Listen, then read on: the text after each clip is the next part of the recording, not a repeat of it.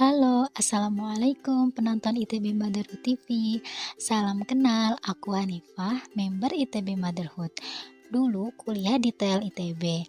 Keseharianku sekarang mengurus rumah tangga, kuliah, dan berkomunitas. Komunitas yang berhubungan dengan lingkungan diantaranya Eco Family by Family Hour Indonesia dan Ecodin Indonesia. Sekarang aku mau berbagi keseharianku dalam mengelola sampah di rumah. Yuk, Markijar, mari kita belajar.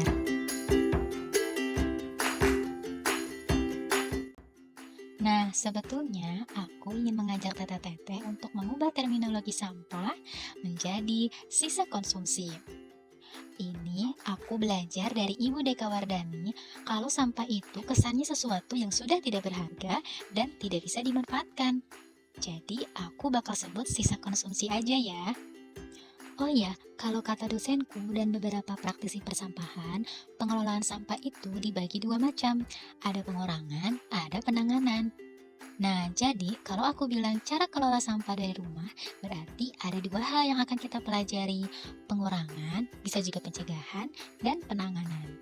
Pengurangan sisa konsumsi yang bisa kita lakukan di rumah itu contohnya food preparation, belanja tanpa plastik sekali pakai, hemat penggunaan minyak goreng, mengurangi tisu atau pembalut, dan lain-lain. Nah, sekarang kita akan jalan-jalan yuk bagaimana aku belanja dan menyiapkan masakan. Nah, sekarang kita akan belanja untuk persiapan masak. Nah, biasanya kalau aku belanja, bawa tas belanja sama beberapa wadah. Dan jangan lupa bawa catatan dan sanitizer. Nah, sekarang temani aku yuk buat belanja. Alhamdulillah sekarang udah sampai. Nah, kalau di sekitar rumah aku tuh memang gak ada pasar, jadi kita belanja ke warung aja ya. Tapi ini cukup besar kok. Yuk. Nah, ini suasana kiosnya. Kios ini bukan box store ya, teteh-teteh. Jadi kadang aku nemuin banyak sekali kemasan di sini. Tuh, sampai ikan, daging juga dibungkusin plastik sekali pakai. Ya, mau gimana lagi? Daripada nggak beli kan, kita butuh nutrisi juga.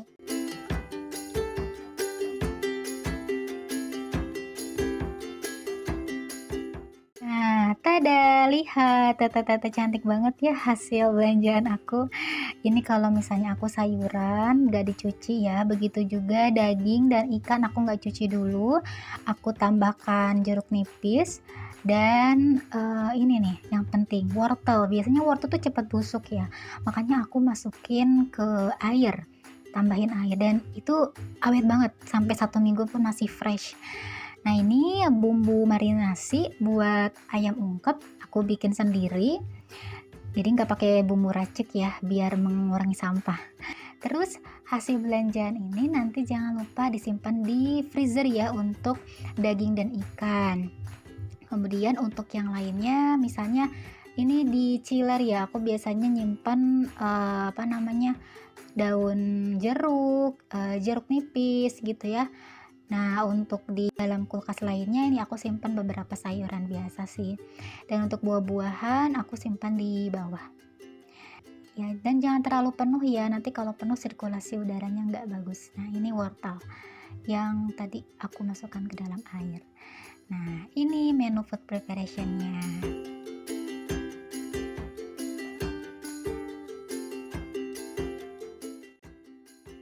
Nah, walaupun aku udah berusaha minim sampah ya teh, tetap aja aku sering nemu plastik kemasan sekali pakai. Lalu gimana dong? Tentu saja aku harus kelola secara bertanggung jawab. Biasanya aku cuci, jemur, lalu dikirim ke pihak yang bisa kelola secara bertanggung jawab. Misalnya waste for change. Kalau di sini plastik-plastik kayak tadi tuh itu nggak bisa diterima sama abang-abang rongsok misalnya. Nah, tadi kan di awal udah kita bahas pengurangan ya. Sekarang kita bahas penanganan yuk. Kunci penanganan sisa konsumsi itu ada di pemilahan. Kenapa kita harus milah? Yang pertama, sebagian orang menjadikan sampah itu sebagai sumber nafkah. Yang kedua, sampah tercampur itu berisiko tinggi menularkan penyakit dan melukai orang, bahkan menyebabkan bau loh. Yang ketiga, memilah sampah itu berarti memudahkan proses penanganan selanjutnya. Nah, aku mau nunjukin bagaimana aku milah sampah. Ini untuk multi layer plastik, aku pisahkan ya. Ini ada bekas biore tuh. Biasanya kalau lagi promo aku beli. Ini yang apa namanya buat di ikrobrik itu yang potongan-potongan plastik. Ini kertas. Nah, ini juga nggak terlalu banyak sih. Untuk Tetra Pak aku kirim ke Wish for Change. Dan ini untuk plastik logam kaca aku berikan ke Bapak Rongsok. Di sini banyak banget ya Bapak Rongsok, jadi nggak ada bank sampah. Jadi kasihnya ke Bapak Rongsok aja. Ini telur aku biasanya remukin buat dicampur ke tanah jadi pupuk. Nah ini Masya Allah sampah hari ini ya banyak banget yang organik, bekas kangkung dan ada pisang kemakan tuh.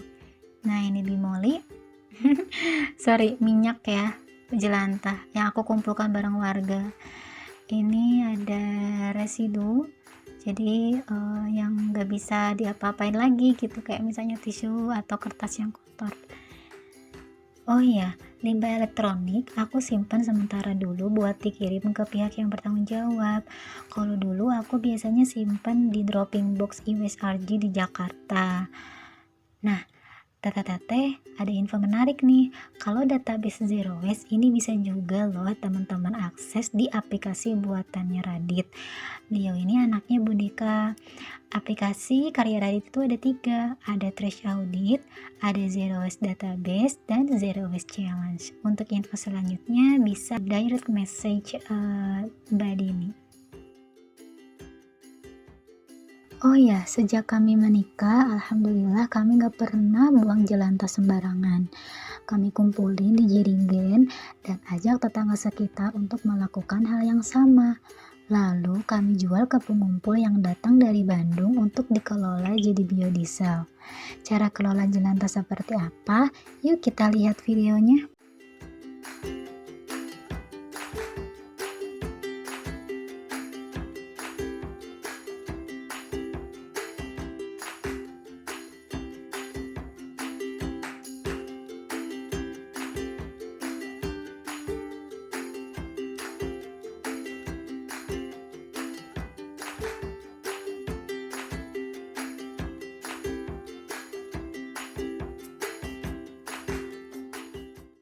Nah ini adalah sesi bagaimana aku bakal ngejelasin mengompos. Lihat nih, ini hasil kompos selama 3-4 bulan. Mirip tanah tapi nggak mirip banget sih, cuman nggak bau ya. Dan nanti aku bakal jelasin kalau mengompos itu mudah. Halo tete-tete, ini merupakan ruangan tempat aku mengompos di rumah. Aja kita lihat. Nih, ini ember-ember yang aku pakai buat ngompos. Ini ember bekas ya. Terus ini aku juga punya karung gede banget ya. Dulu pas suami beli yang lebih gede, aku pakai buat ngompos juga, tapi aku lebih banyakin rumput-rumput. Nah, ini juga ember bekas cat. Alhamdulillah. Nah, sekarang yuk kita cari tahu gimana cara mengompos.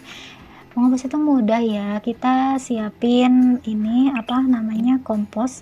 Aku pakai kompos yang udah matang, jadi kalau misalnya teman-teman pakai kompos yang beli juga nggak apa-apa, pakai tanah yang gembur juga nggak apa-apa. Nah kita aduk-aduk dulu, lalu kita bikin layer ya. Jadi aku di sini pakai metode layer, jadi ditumpuk-tumpuk di lapis-lapis. Nah yuk kita lebih lihat lagi. Masukkan tanahnya ke ember. Nah ini dimasukinnya secukupnya aja ya, sampai permukaannya tertutup. Kita masukin sampah organiknya.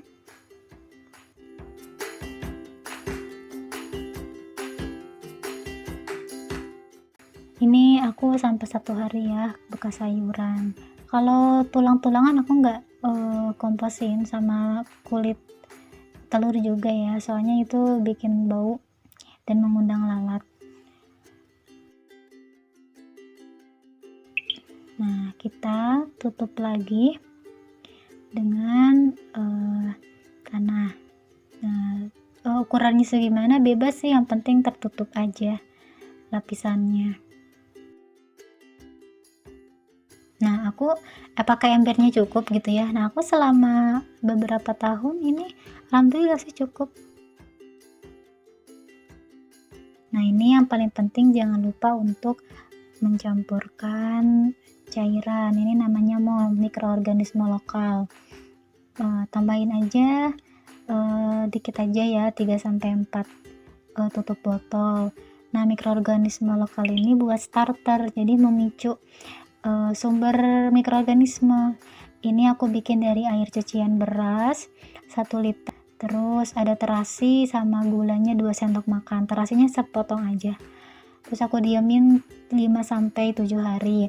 Nah, ini jangan lupa bagian penting juga nih, harus dimasukkan dedaunan yang coklat gitu ya, supaya ada kandungan unsur C-nya gitu. Jadi perbandingan antara karbon dengan nitrogen itu, sampah yang coklat sama yang hijau itu sekitar 3:1. Jadi harusnya lebih banyakin yang hijau sih ya. Yang coklat. Nah, kita aduk-aduk lagi sampai rata. Keesokan harinya kalau misalnya teman-teman mau nambahin lagi, itu boleh banget ditumpukin di atasnya. Nah, ini buat biopori. Jadi lubang biopori ini aku gunakan untuk menyimpan tulang-tulang, tapi agak jarang sih, soalnya sekarang ada meong ya, senang banget sama tulang. Aku biasanya memanfaatkan kompos ini buat campuran tanah tanaman. Dulu aku berkebun di polybag, tapi sekarang udah beralih langsung di tanah karena hasilnya lebih baik. Nah, tete tinggal campurin aja komposnya bareng sama tanah. Ini fungsinya untuk meningkatkan fungsi dari struktur tanah. Ini dokumentasi lain. Ini gambar ekoenzim, ini gambar dulu aku pernah bikin pisang,